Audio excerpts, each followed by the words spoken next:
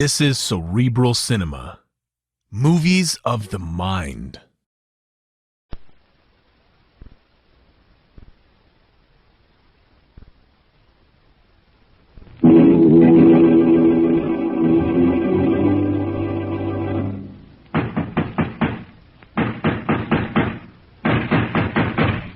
What's the matter? What is it? Another case for Nick Carter, master detective.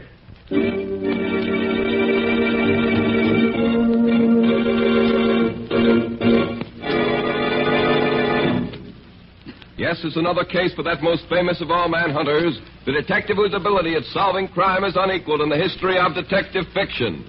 Nick Carter, master detective. Tonight's curious adventure... Death in the Pines. For Nick Carter and the mystery of the murdered driver.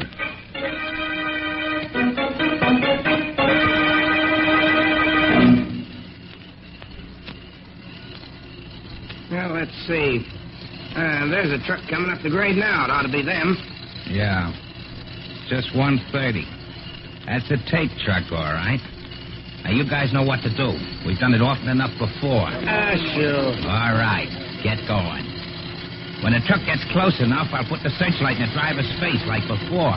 He'll stop fast enough. Here goes, guys. Hey, what the blazes goes on here? What's the big idea? Get those hands up, wise guy, and get down out of that cab. You guys can't get away with Shut this. up. You want to stay alive, get down out of that cab and keep quiet. And bring your helper down with you. You're a bunch of crooks. Don't you know? Don't. They got us. There ain't nothing we can do. Okay, boys, get busy. Get up on that truck and get that stuff dumped out in the road. Okay. Shake it up, boys. We want to get out of here. Hey, keep your boys moving, Jake. We got another one to take care of yet. Hey, I know that voice. So you're the guy who's in back of all this hijacking. Now I know Do you. you? Well, I hope you enjoy it. Oh! What's the idea? What'd you have to kill him for? Shut up, punk. You don't want to get bumped off, too. But you didn't have to kill him. Shut up. Hey, that changes our plans a little, Jake. Get your men down off the truck. Pick these two stiffs up and put them back in the cab of the truck. Then put a hole in the gas tank and touch a match to it. Okay, boys, come on down. There won't be much left for the cops to work on when they get here, which is all right with me. I don't like to see them get killed, but when they know too much, it's the only way.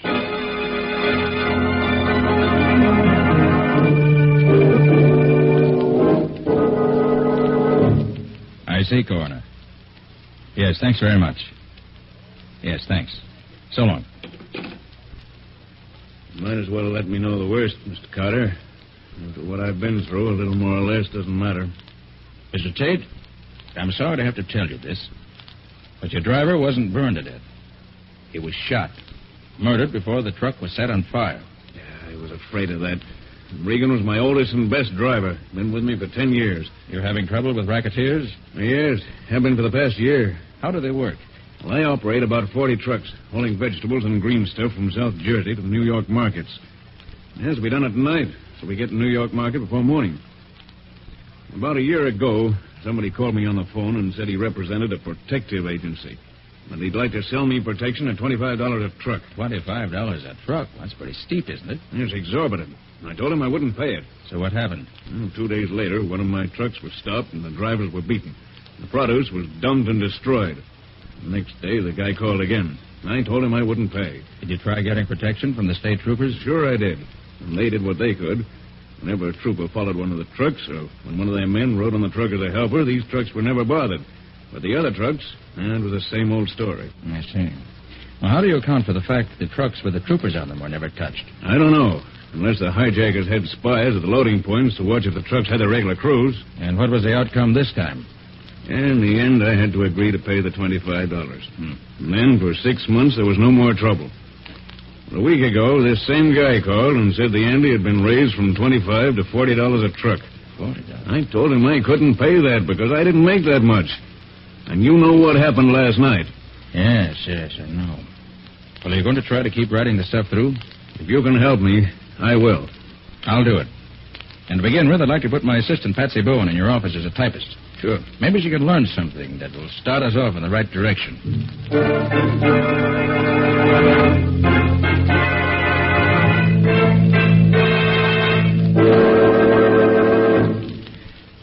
Well, Patsy, did you have a nice eventful day in Tate's office? I learned a few things, Nick, if that's what you mean. Good. Let's have them. Mr. Tate makes up the daily schedule of operations based on the orders he receives. Then he turns the completed schedule over to Al Leparo, who's the fleet foreman. Mm-hmm. Only Mr. Tate, Leparo, and Dave Morgan, who's Tate's assistant, know what the orders are, as far as I can find out. I see. Any suspicions? Not yet.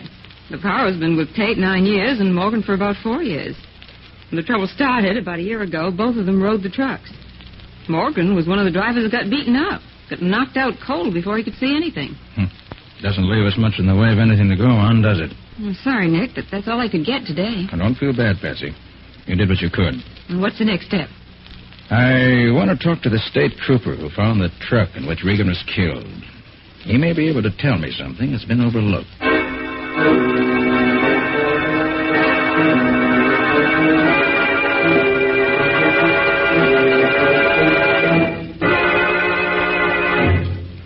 You say you read my report, Mr. Carter. I don't know that I can tell you anything else. Were you on the state police force when Tate started having his trouble about a year ago? Yes, I was. Well, that business of the hijackers never picking in a truck guarded by state troopers needs explaining. Could there have been any leak from this end? Absolutely not. I rode several of the trucks myself. None of us ever knew where we were going until Tate's office gave us our orders. Then we went out on the road just as soon as we got those orders. Good. Then the leak must be on Tate's end. Now, the next thing. Your report gives the impression that the thugs simply stopped Tate's truck, killed the driver in cold blood, and then burned the truck for good measure. Was that your personal impression? Well, no. Ah. When I first got there, I was suspicious because the truck hadn't gone off the road or collided with anything that would cause a fire or a wreck. Then I remembered that Tate's trucks had been having trouble a while back, so I took another look around. And the result of that second examination? The truck was surrounded by crates which had been thrown off the truck. Crates that were smashed and broken, but not burned. Now, if the hijackers were going to burn the truck, why bother to throw all those crates off the truck first? It just didn't make sense. That's what I wanted to know. I'd say the gang started out to do the usual job, smashing the cargo and manhandling the crew. But then something happened. Something that made them switch their tactics. And they did something they'd never done before. They killed the driver. Yeah, that explanation would fit the facts as I saw them. But what do you suppose caused the change in plan? Well, I could make a guess, maybe. Tate told me that Regan was his oldest driver. Yeah? Now, somebody in Tate's outfit must be in league with the hijackers. That's the only way they can know as much as they do. I believe that Regan recognized one of Tate's men in the hijack gang. Sure. And that fits right in with the idea that somebody in Tate's outfit was crossing him. Yes, Mr. Carter, I believe you've hit something.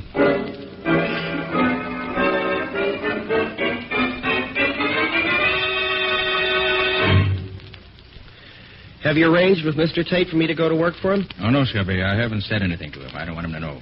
Well, then how do you know I can get the job? Tate's lost so many men since Regan was killed a couple of nights ago that he'll be glad to hire anybody.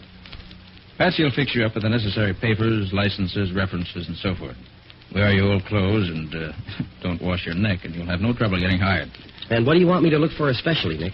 Well, according to what Patsy says, the leak either goes through Tate, which hardly seems likely, through Leparo or Morgan, or through somebody else we haven't found out about yet. So get a line on things in general, on anyone who may look suspicious. Oh, and if you're riding a truck that gets held up, don't try to shoot it out, Scubby. Just let things ride. We'll see about that when the time comes. It's a 40-to-1 shot against her getting stopped, but just the same, watch your step. These men, whoever they are, have 2 murders on their head, and they won't balk at a couple more.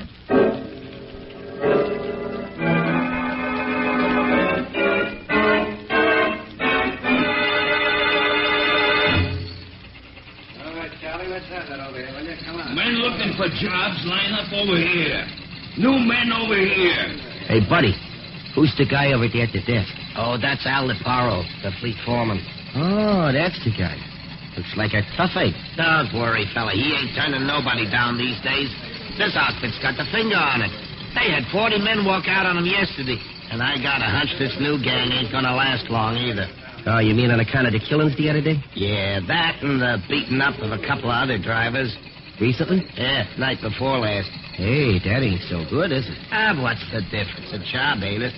Hey, who's the other guy? Huh? Oh, that's Dave Morgan, old man Tate's assistant. All right. Report to the garage at once. Next. Mike Clausen's the name, Mr. Leparo. Here are me papers. Mm-hmm. You worked here before, ain't you? Sure, I drove for you. Yeah, never mind that. You ain't working here no more. Right, Morgan? Right, Leparo. Nothing doing on that guy. Oh, but what's the matter? I got a good record. I ain't never had no trouble. Maybe not, but you ain't wanted here. Get out. Next. Ah, the big farmer. Who's next? Oh, me. The name's Wilson. Where's your papers? Oh, yeah. Here. Mm-hmm. Wilson, huh? Yeah. Okay, you're hired. Report to Matt Steiger on truck number 11. You start as helper at $23 a week. Satisfied? Sure, boss. Okay by me. Tell Steiger he picks up his load tonight at Freeman's Farm down South Jersey. He knows where it is.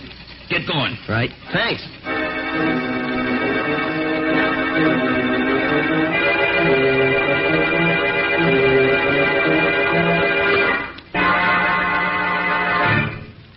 So they took you on, did they, Scubby? I thought they would. Yes. I'm phoning from a lunchroom where I just ate.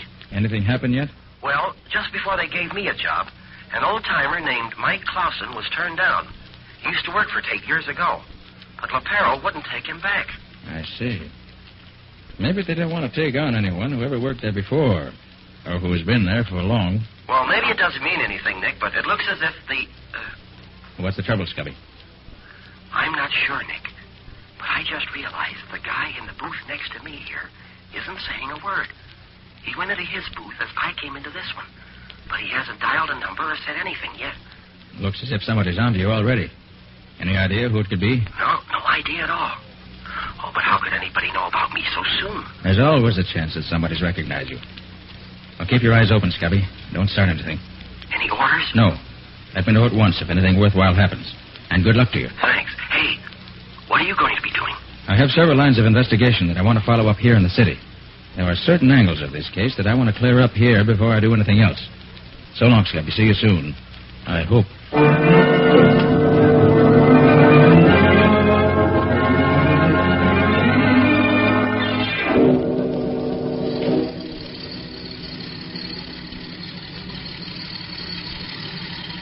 Gosh, Matt, driving one of these trucks is no cinch, is it? How do you mean, kid? Well, I've been driving a truck around in the city, and it ain't been like this at all. We spent the afternoon loading the stuff on the truck. Now we got to spend all night riding it back to town. You don't like it, huh? Well, I'm beginning to think it wasn't such a bright idea, hiring on with this Tate outfit. Especially with a chance of getting beat up throwing in three. Ah, cheer up. You might ride for weeks and never get stopped at all. Gosh, this is a lonely section of the country, ain't it? Nothing but these scrub pines both sides of the road. That's right. Hey, I'm getting tired, man. You know, it's been a long time since I done so much weight. Mind if I take a little nap? Ah, go ahead. About 1 o'clock now. I'll drive till 3, then you can take over. We'll be out in the main road by then. Okay. Call me if you need me. Yeah, sure, kid.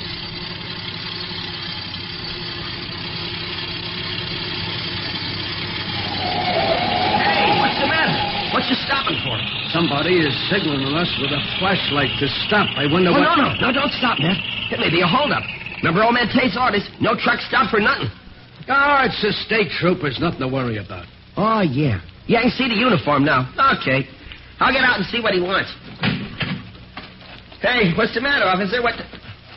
Hey, that's a phony uniform. You're no regular cop. This is the guy, all right. One of you fellas take care of the driver. Look out, Matt! Come down out of that cab, fella. You know what's good for you. Matt, it's a trap! Shut up, Dick, and don't move. I got you covered. Now, don't try to pull it out. No! Hey, quit that. Cut it out. There, that takes care of you, you rat. Now for the other. Here you are, copper. Oh! Matt! Not out yet. Here. You won't do no more fighting for a while. Okay, boys, come on.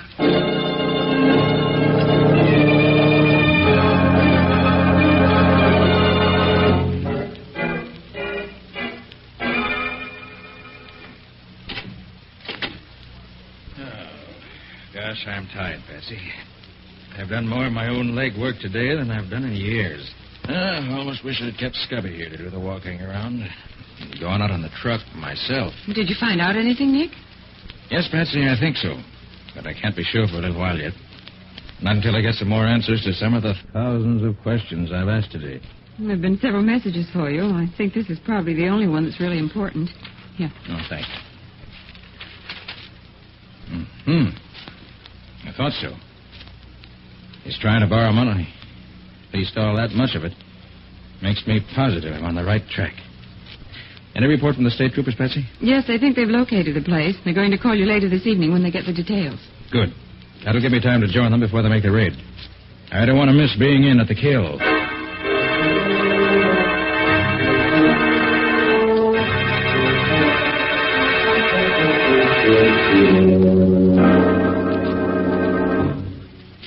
No. Hey. Oh. You awake, Wilson? Yeah. Oh, who are you? Matt Steiger, your driver. Oh, yeah, I remember now. They stopped us. I tried to fight, and they knocked me out. How about you? Yeah, they conked me, too. Yeah? I wonder why they didn't shoot us and be done with it. Yeah, I wonder. Hey, where are we now? Any idea? No, but I seem to remember taking a long ride last night after we left the truck. I wonder what time it is. I don't know. It's still dark, though. Yeah. Hey, Wilson, I've been wondering. I heard one of them thugs call you Dick and Copper when they were scrapping with you. Are you a copper? Well, kind of one, yeah. Just trying to get a line on what's going on in this Tate outfit. Yeah? But how in heck did that guy know it was me? Did Tate know what you are? No. Nobody knew about me working for Tate but me and my boss. Hey, wait a minute. What? Right after I got the job, I phoned my boss, and somebody in the next phone booth overheard what I told him. Boy, they trapped me neat as you please. They probably was afraid of you. Looks like it. Well, the first thing to do is to get out of here. Well, I've been working at the ropes. They got my hands tied together with, and I can't budge them at all. They're too tight for me. Well, I think maybe I can get mine loose if I have time. I think my boss taught me several tricks to get out of ropes like this. Yeah? Guess you'll have to get us out of this one, then. I can't. Hold it, Matt. Yeah. Somebody's coming. Time we got that red-headed punk waked up. Boss is due any minute now. With pleasure. Come on, you. Leave me assist you to a chair. Sorry you can't walk by yourself tied up like that, but that wouldn't be etiquette. Come on. Cut the comedy. Wake up, you. Come on, copper. Get them eyes open. Oh, hey, what's the matter? Hey, what's he trying to do? There you are, Mike. You want me to soften him up for you? Let's see if he talks first. Maybe he'll talk without any persuading. Well, okay, but I hope he needs some waking over. I enjoy that. All right, punk. You gonna talk? Talk about what? There's no use stalling. We know you're Nick Carter's man. Well, if you know that, what you want me to say? We know you called Carter yesterday before you left New York. What'd you say to him? What'd you tell him? Hey, I know you. Huh? You're the guy who wore the phony state trooper's uniform when you held us up last night. Yeah? Well, knowing that ain't gonna help you none. Come on, spill it. How much do you know? Okay, he ain't gonna talk, Mike. It's gotta be a real job. I gotta go to work on him. Yeah, I guess you're right, Jake. Go ahead, make it good. Sure.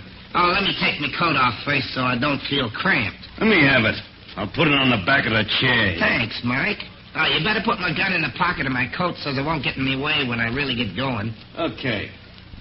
Now, let's see some action. All right, you red-headed stool pigeon. Now spill it. Spill it all around. What the... Come on, Jake. There's trouble out there. Well, that's a funny one. Matt, do you see what I see? What do you mean? Jake left his coat hanging in the back of that chair there. There's a gun in the pocket of that coat. Oh, boy, what a break if we can only get loose. Just a minute. My hands are almost free. Good. Wait a minute. There. Now, get the feet loose. There. Yeah, that does it. Now the gun. Now let him come back. Hey, what's... Drop that gun, you're covered. Oh, yeah? Well, this'll show. Yeah. How you would, was it? Here. Oh, you killed me. You killed me. You got him, Wilson. Get me loose and I'll give you a hand. They'll be back in here. Right, but the gun is empty. Gee, we're in a spot. He killed the boss. Come on. Uh-oh. Yeah, the boss is dead. I'm getting What's out that? of here. Yeah, let's get going. Listen, Wilson. Listen. They're leaving. Yeah. Wait a minute. There. There you are, man. Oh, gee, thanks, Wilson. Gosh, I'm glad to get out of them ropes. Hey, Matt, this is the screwiest thing I ever heard of. Yeah. Why do you suppose they beat it off like that? You got me. But come on, let's get out of this place. They might come back as fast as they went out. Okay, give me a chair. I'll break this door down for you. Okay.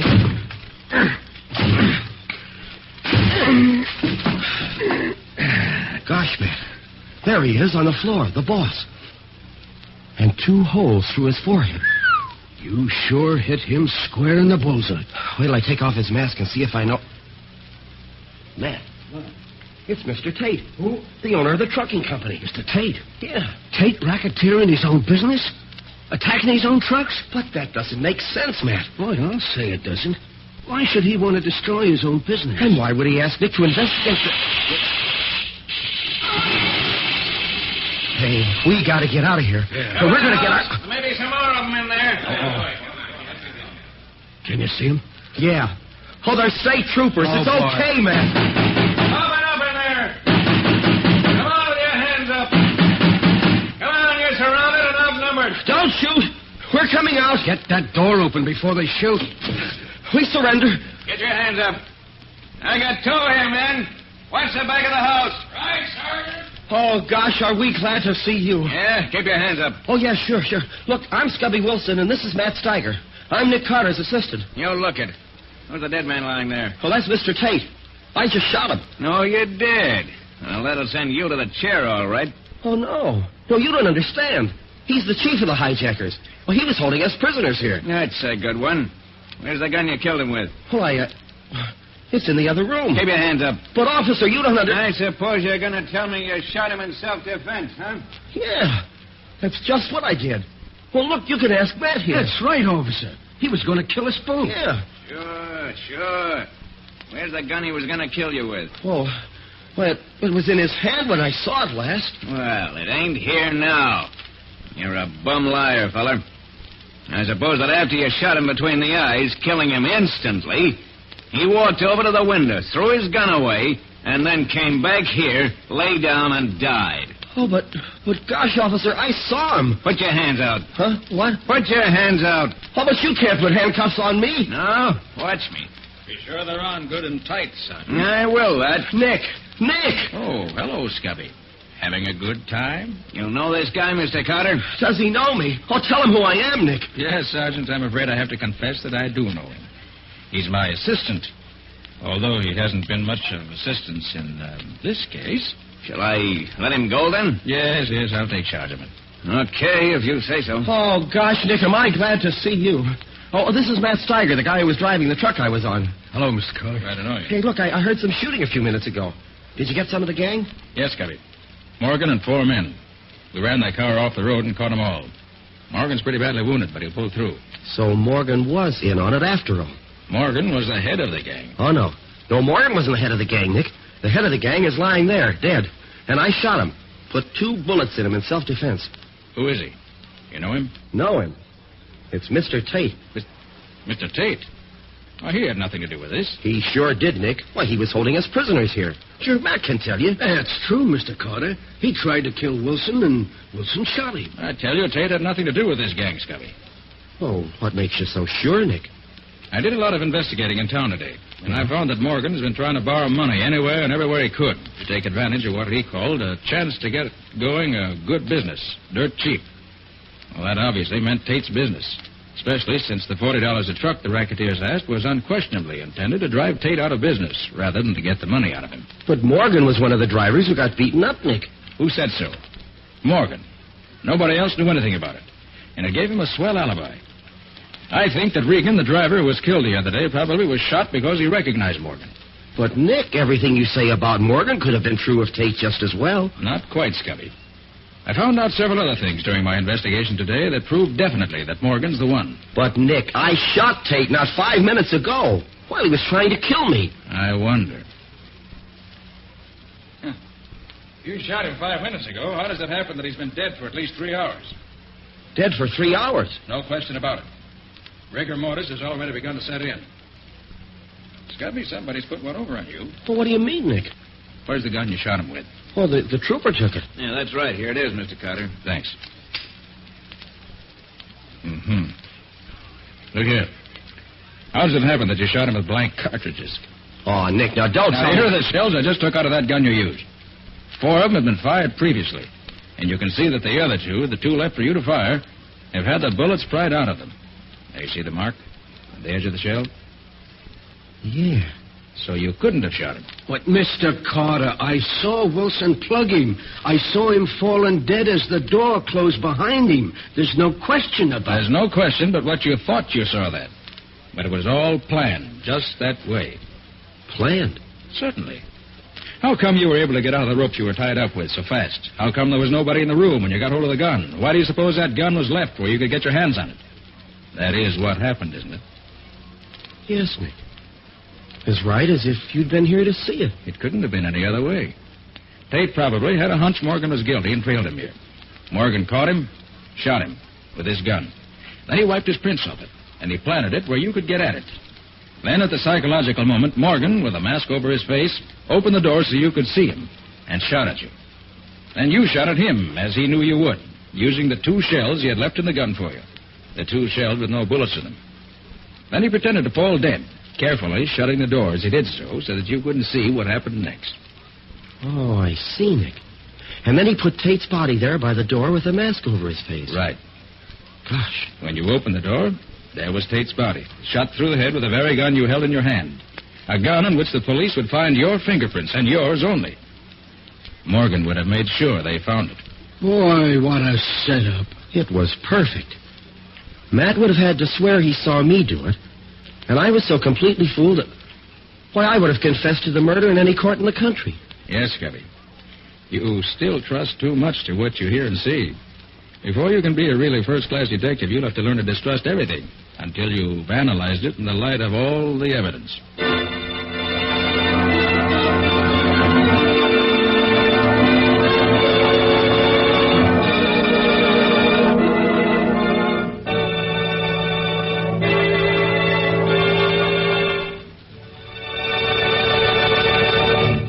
This has been another of the strange adventures of Nick Carter, Master Detective, which are brought to you regularly at this time by WOR Mutual.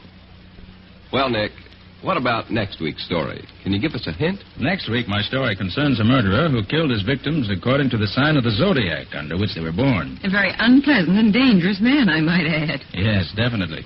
Patsy and I got so close on his trail that he tried 2 different times to get rid of us. But in his attempts to be very clever, he made a bad mistake, and Nick caught him. And caught the murderer, too, I imagine. Quite right. After a chase. I call the story The Horoscope Murders. So long. See you next week. So long. So long to you, Nick and Patsy. In the strange adventure you have just heard, Nick Carter was impersonated by Lon Clark, Patsy by Helen Choate, Scubby by John Kane. Original music was played by Lou White. The entire production was written and directed by Jock McGregor.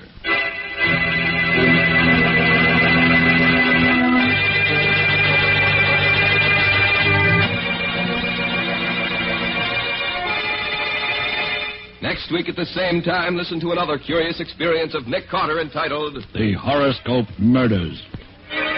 For Nick Carter and the Mystery of the Avenging Astrologer.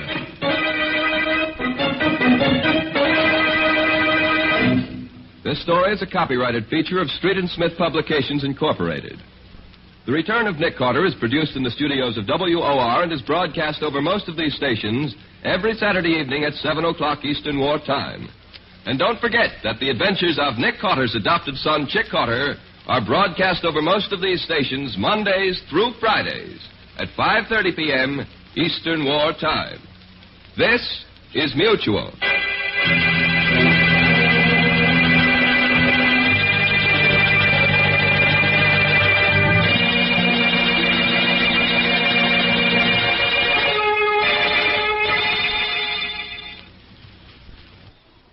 Cerebral Cinema hopes you have enjoyed this movie of the mind.